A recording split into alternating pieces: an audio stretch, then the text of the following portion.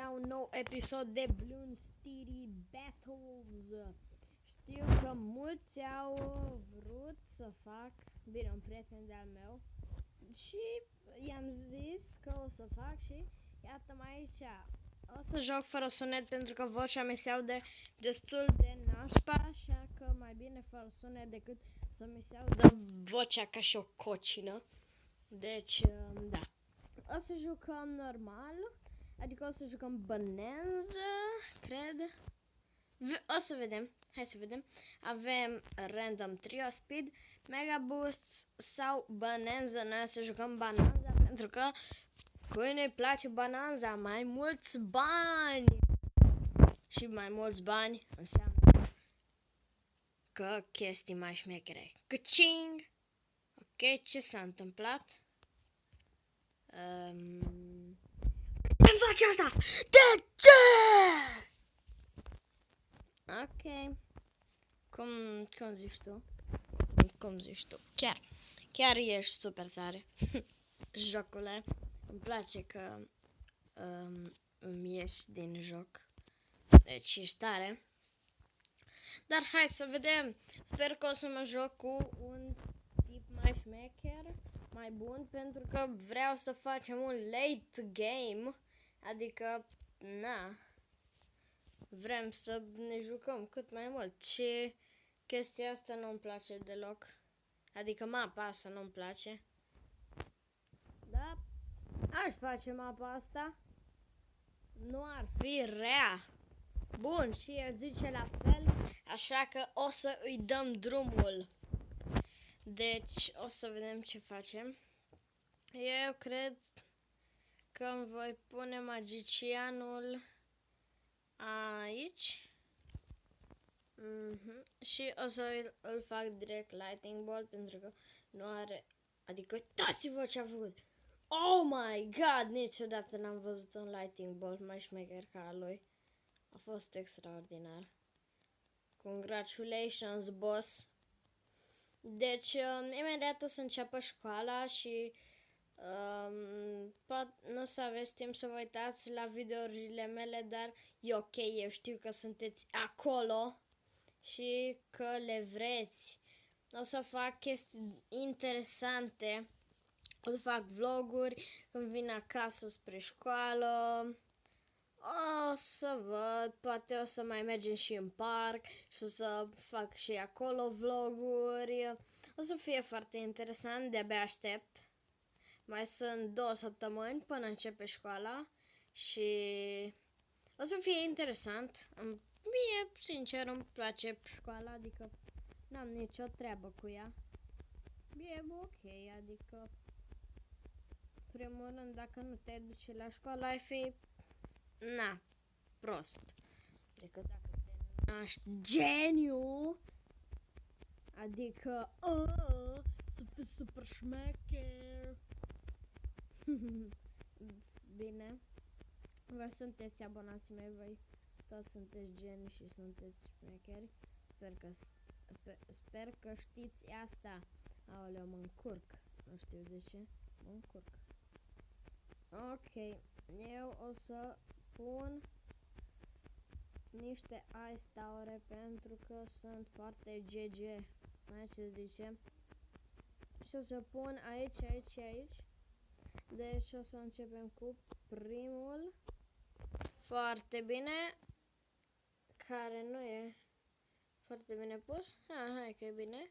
Și o să-l pun pe așa și 0 absolut. Pentru că avem o abilitate. Ceea ce cred că e ok. Nu că aș folosi eu, dar... Rog. Ok, deci tipul ăsta ne trimite galbene. Ceea ce e complet bine pentru mine, pentru că n-am nicio treabă cu ele. Că e ușor să le spargi. Să le spargi. Să le distrugi. Aolea. Și o să mai avem nevoie de un alt vrăjitor. Tipul ăsta se va duce Dragon Breath. Pentru că Dragon Breath e o bestie, tată.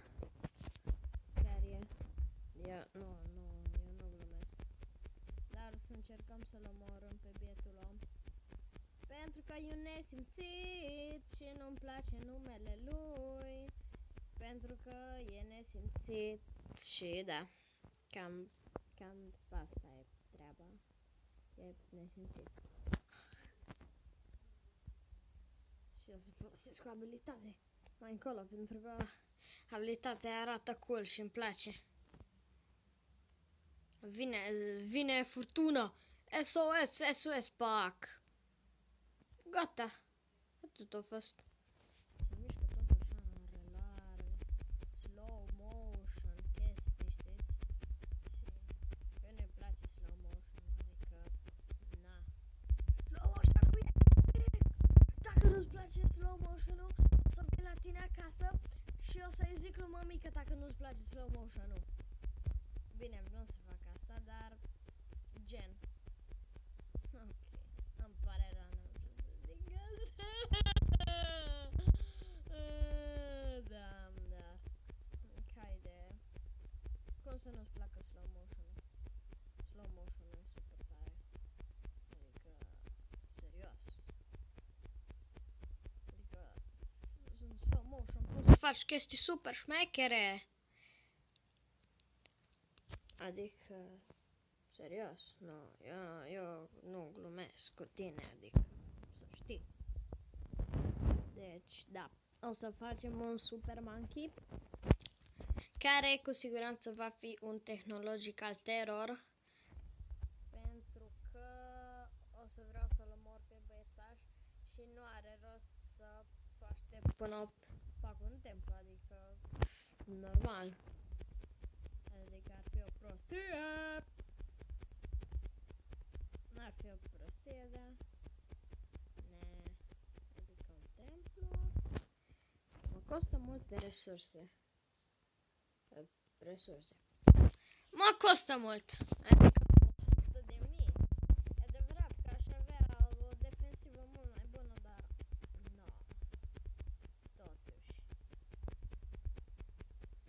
Deci o să facem asta. Și atunci când o să îl rașez, ok, nu o să-l mai rașez, o să îl rașez cu multe BFB-uri, pentru că are numai un tech terror. Și da, o să descurcă bine cu tech terror ăla. Și că o să-i trimit... Nu, de fapt o să-i trimit multe chestii din alea.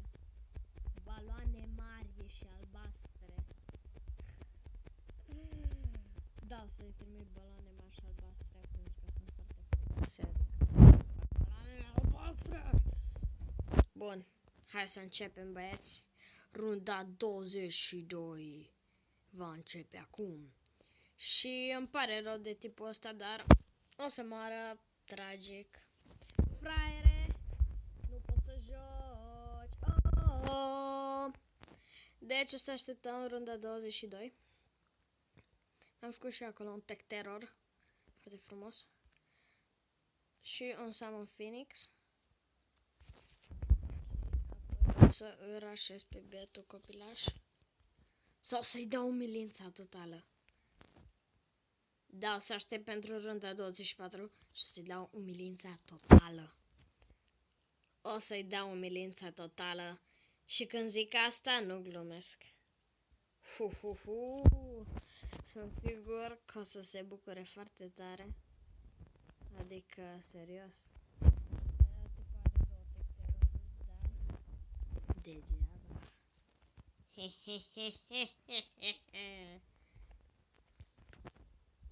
Ok, deci de-abia aștept să-l omor pe fraier. Nu o să facă față, deci vreau pe noul Zomg, pentru că s-a făcut un update nou la BTD Battles și e absolut super epic. Ok, hai să mergem. Da, știam 4 i-am trimis. Haha, ce zici de asta, tipule? Îți place? Îți place ce vezi? degeaba n-are cum să facă față. Sunt 4! Oh, tocmai ți-ai folosit abilitățile în cel mai prost mod. Deci îmi vreau ție. Oh, nu! Să reușească! Nu zic că o să reușească. N-am bani. Ceva. Haide! Haide! Nu! Nu, n-am reușit! Am uitat să fac cea mai importantă chestie. Aoleu, ce prostănac sunt! Holy Jesus Christ! Mamă, ce prostănac sunt! Și mi-am pierdut tot eco-ul. Deci, dar cum a reușit? Să-ți fie rușine, omule, să-ți fie rușine. Dar, gen... O să zic că cam atât și cu acest episod, pentru că nu mai pot să-i fac nimic. Adică n-are rost să-mi fac eco înapoi, n-am defensivă bună. Așa că, bravo, omule, ai câștigat pe drept. Eu o să mă dau bătut. Deci, bravo ție! Ai făcut bine. Dar cam atât și cu acest episod de Blue City Battles. Eu am fost David și ne mai vedem. Pa, pa!